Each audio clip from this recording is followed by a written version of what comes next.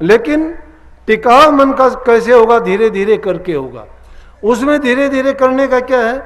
धीरे धीरे का मतलब ये है कि मन आज का नहीं, कई युगों से बिगड़ा हुआ है, कितनी योनियों में भटका है। हर योनि में इसकी हालात एक जैसे नहीं थे। हर योनि में अलग अलग प्रकार के अलग अलग इसने कर्म किए, अज्ञान के बस किए, जानबूझ के किए, और वो कर्म का भार इसके सिर पर अब भी है। इसीलिए जब तक वो कर्म पूरा नहीं हो जाता है, भोग नहीं लिया जाता है, तब तक इसको वो रास्ता दिखाई नहीं देता। परंतु यूं कही है कि कोटि पाप करके भी हम संतों की शरण में चले जाते हैं तो उस पाप के कटने में देरी नहीं लगती।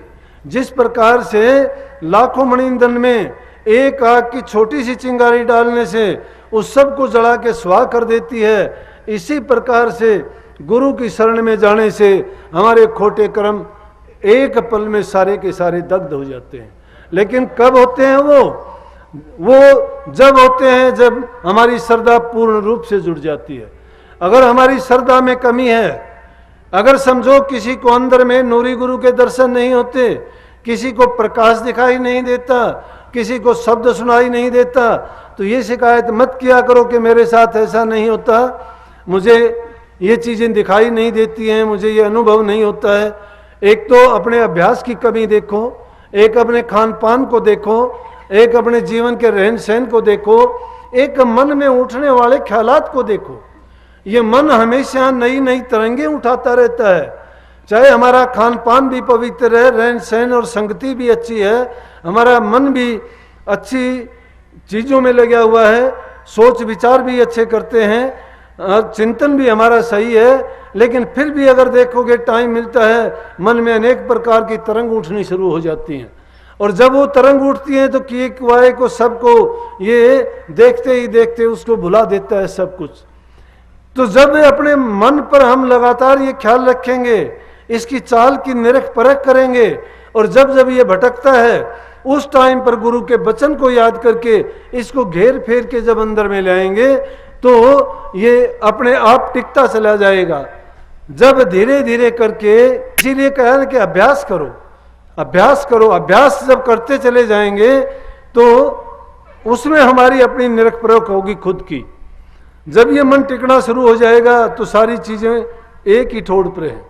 कही है तीर्थ गए तो एक फल, संत मिले फल चार, गुरु मिले अनेक फल कहे कबीर विचार। तीर्थ पर जाने से तो एक ही फल मिलेगा, लेकिन संत मिलने से चार फल मिलेंगे आपको, धर्म अर्थ काम और मोक्ष। लेकिन सतगुरु जब मिल जाएगा तो अनेक फल मिल जाएंगे, दुनिया का कोई फल बाकी नहीं रह जाता है। परंतु संत कैसा होना चाहिए? गुरु सोई जो शब्द से नहीं, जो जिसने शब्द की कमाई की है। आप कहोगे शब्द की कमाई करने वाले गुरु का क्या पता, करनी कभी छानी नहीं रहती है। करनी जिसने की है वो चाहे पाताल में की हो, आकाश में प्रकट होगी। जिसने गुरु की सेवा की है, जिसने गुरु का सानिध्य करके गुरु से उस दौलत को हासिल किया है, वो ताकत उसमें यूं की शब्द गुरु होता है, गुरु में शब्द प्रकट होता है। गुरु कभी जाता नहीं है, देह को बदलता है। शब्द की ताकत वो की वो होती है। इसीलिए संत जब जाते हैं तो अपने जान नशीन को छोड़ के जाते हैं, अपनी ताकत उसमें, कि ताकि वो संसार के जीवों का कल्याण का सिलसिला जारी रखे। राधा स्वामी मत इसीलिए जिंदा मत, सच्चा सौदा और सही इसको जीव का कल्याणकारी नाम है।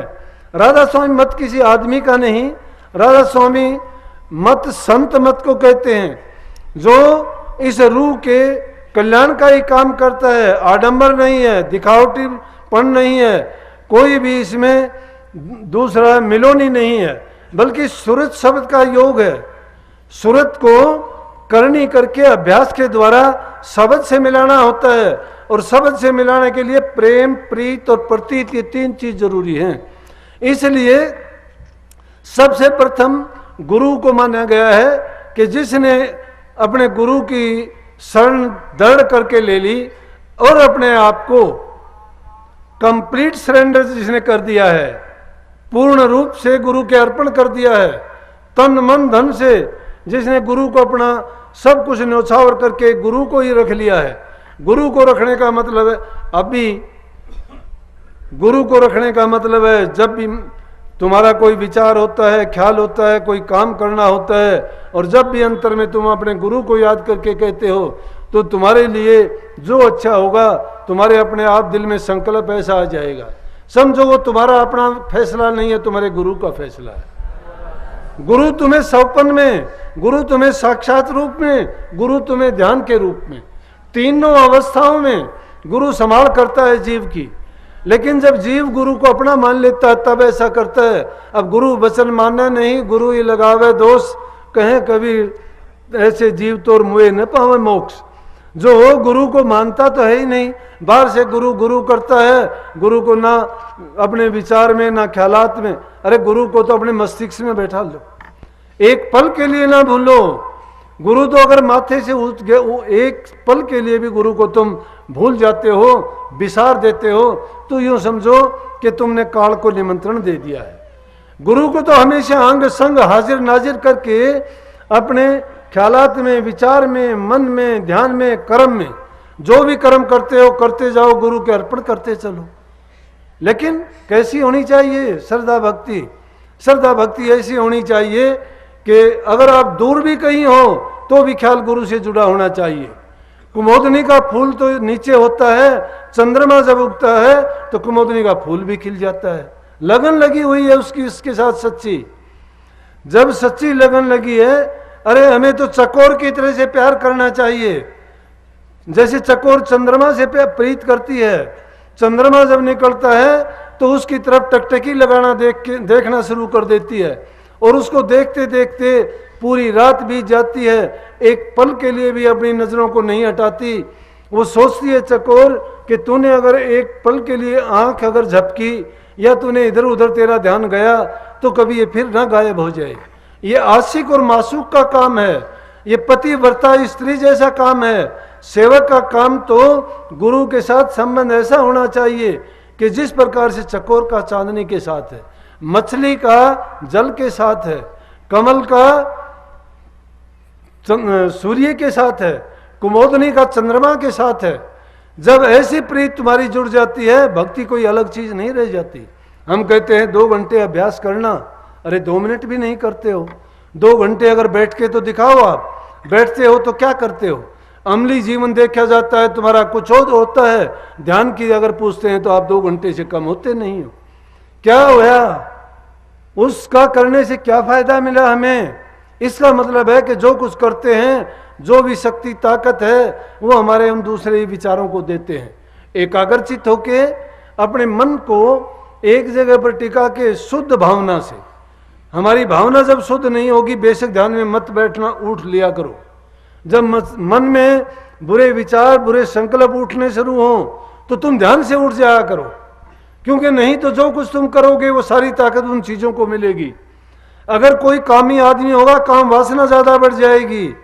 क्रोधी अगर होगा तो ज्यादा क्रोध उसका बढ़ जाएगा। लोभी होगा तो उसका लोभ अति और ज्यादा होगा। अगर उसका अभिमानी आदमी है तो और ज्यादा अहंकार और अभिमान हो जाएगा। तो उनको ये चाहिए, यही जीव को अपनी निरख परख करने का मतलब है। फिर हम शिकायत करते हैं कि जी मैं अभ्यास में बैठता हूं, मेरा मन नहीं लगता, मुझे प्रकाश दिखाई नहीं देता। बात आपकी सत्य है, वो दिखाई कैसे देगा? उस रास्ते पे ही नहीं चले हम। उस रास्ते पर क्या, हमें तो अगर थोड़ा सा भी लालच मिलता है, गुरु हमें कहता है छुटाने की चीजें, हम वापिस उस जेड़ में जाके बनते हैं। गुरु हमें संसार से निकालने आता है, हम अपने आप जाके रस्सा डाल लेते हैं कि नहीं मुझे बांध लो। कितने ही ऐसे लोगों को बता दूंगा, ये बात तो अभी मुझे यहाँ बैठे हुए याद आ गई। यहाँ एक भगत बैठे अपने पुट्ठी का, आराम से आश्रम में रहा करता, गऊओं की सेवा करता था, भक्ति करता था। अब घर जाके दोबारा से रस्सा डाल लिया, ना शादी ना बच्चे ना कोई और नहीं, दूसरों के लिए करता है। अरे उससे अच्छा तो कम से कम गऊ माता की सेवा करता था। अगर ध्यान नहीं करता, भजन नहीं करता, अभ्यास नहीं करता, ना कर, एक नेक काम तो करता है। तेरे दिल में दया की भावना तो है, किसी की सेवा करके तुझे दिल में प्रसन्नता तो है। लेकिन नहीं, ये दुनिया के मोह की फांस, मोह के बंधन ऐसे हैं कि उन बंधनों में दूसरा कोई ना बंधो, अपने आप जाके बंध जाते हैं। कबीर साहब ने कहा कबीर निर्बंध बंद रहा और बंद निर्बंध हो, कि जो निर्बंध है वो तो बंधे हुए हैं और जो बंधे हुए हैं वो निर्बंध हैं। कि जिन लोगों को इस संसार में बंधना चाहिए वो तो निर्बंध हो जाते हैं, घर छोड़ देते हैं, अपने बच्चे छोड़ देते हैं, अपना सब कुछ त्याग के न भक्ति के मार्ग पर चलते हैं। और जिनका बच्चे नहीं होते, पत्नी नहीं होती, कुछ नहीं होता, वो जाके परिवार में फंसते हैं, दूसरों के लिए अपना पूरा का पूरा रात दिन लगा देते हैं। तो वो लोग देखो काल के बस नहीं तो और किसके बस हुए, मन के बस नहीं तो किसके बस हुए, फिर उनको गुरुमुख कैसे कह दोगे? गुरु ने ये ज्ञान तो नहीं दिया, आप गुरु से सीखते क्या हो? गुरु कहता है दया करो, गुरु कहता है प्रेम करो, गुरु कहता है त्याग करो, गुरु कहता है शर्म करो, गुरु कहता है अपना कमा के खाओ, गुरु कहता है बूढ़े बुजुर्ग की इज्जत कदर करो, गुरु कहता है भ्रूण हत्या जैसा पाप ना करो। अरे इन पापों से बच जाओगे तो तुम्हारा जीवन अपने आप पवित्र हो जाएगा। और जब इतने गुण, इतनी पवित्रता आप में आ जाएगी तो भक्ति करने का और तरीका कौन सा रह जाएगा? फिर तो अपने आप वो रास्ता आपका खुलता चला जाएगा, आगे से आगे आपको दिखाई देगा। मैं कहता हूं ये छोटी मोटी चीजों की शक्ति जिनको तुम सिद्धि मानते हो वो तो आम ये चीजें करने से ही आ जाती हैं। पतिव्रता स्त्रियों में ये शक्ति आ गई, गुरुमुखों में ये शक्ति आ गई, चाहे उन्होंने एक पल के लिए नाम का जाप तक नहीं किया तो भी आ जाती हैं। लेकिन गुरु की सेवा, गुरु का वचन जो मानता है, गुरु की आराधना उसके दिल में सच्चे दिल से याद करता है, उसी से उसको ये शक्तियां तो सहज में ही हासिल हो जाती हैं। लेकिन उनमें फंसने की जरूरत नहीं है, हमारा ये काम नहीं है और ना ही ये हमारी मंजिल है। ये तो रास्ते में आने वाली, बहकावे में डालने वाली चीज है। उनके बहकावे में अगर आ जाता है तो जीव गिर जाता है। थोड़ी सी भी मान बढ़ाई, इज्जत किसी को मिलनी शुरू हो जाती है, मत उसमें फंसना। सोच लेना कि काल ने अपना जाल फैलाना शुरू कर दिया है।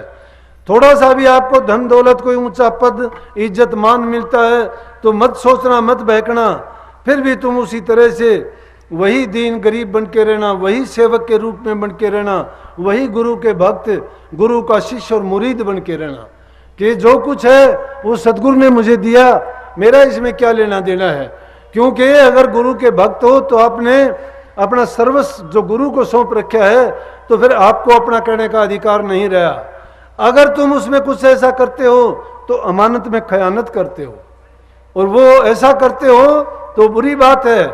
दूसरे फिर भक्ति का रास्ता नहीं है वो, क्योंकि वो चीजें जो गुरु को दे चुके तो गुरु की हो चुकी, उनसे कोई दूसरा काम लेना या उनसे अपनी मर्जी से कोई काम करवाना वो मन मुक्ता का काम होगा, गुरुमुक्ता का नहीं है। इसलिए प्रेमियों, भक्ति का मार्ग तो सहल है। कबीर साहब कहते हैं ना, पिया का मार्ग सुगम है, तू कह तनेडा, नाचने जाने बावरी का आंगन टेढ़ा। जो खुद नाचना नहीं जानती है वो कहती है आंगन टेढ़ा है इसलिए मैं अच्छा नहीं नाच सकती। लेकिन क्या कहते हैं कि वो मार्ग तो बहुत सुगम है। सुगम किस लिए है कि ये इन चीजों को अगर मान ले सुगम है, इन चीजों को नहीं मानते हैं तो पिया का मार्ग कठिन है, खांडे की धारा। ये ऐसा चलना है, इस लाइन पर चलना जैसे तलवार की नोक पर चलना है, कांटों की सैया पर सोना है। अगर इंसान उससे थोड़ा सा भी डगमगा जाता है तो उसको काट देगी, नुकसान कर देगी वो। इसलिए प्रेमियों, आपको जो सहज मार्ग मिला है, राजा स्वामी मत को सहज योग कहते हैं। कितना सहज है, ना घर छोड़ने की जरूरत, ना काम छोड़ने की जरूरत, ना बीवी बच्चे छोड़ने की जरूरत। जो छोड़ने की जरूरत है वो संतों ने सत्संग के माध्यम से आपको बताया कि इन बुराइयों से बचो। इन बुराइयों में पड़ोगे तो चाहे तुम कहीं भी रहो, कुछ भी करो, भक्ति नहीं है।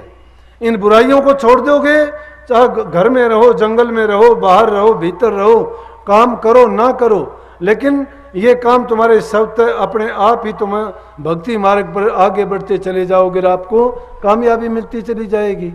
इसलिए जो चीज है संत सुलझाने वाली कहते हैं, दुनियादारी की चीजें उलझाने वाली है। उन उलझने वाली चीजों में अगर हम फंस जाते हैं फिर और कोई सुलझाने वाला नहीं मिलेगा। फिर क्या पता ये कतरा कहाँ जाके मिलेगा। कहाँ जाके गिरेगा, न संत मिलेंगे, न सत्संग मिलेगा, न नाम मिलेगा, न करनी कर पाएंगे। कर्म का कर्जा फिर उठा के फिर 84 लाख योनियों में चक्कर काटते काटते दुख उठाते फिरेंगे।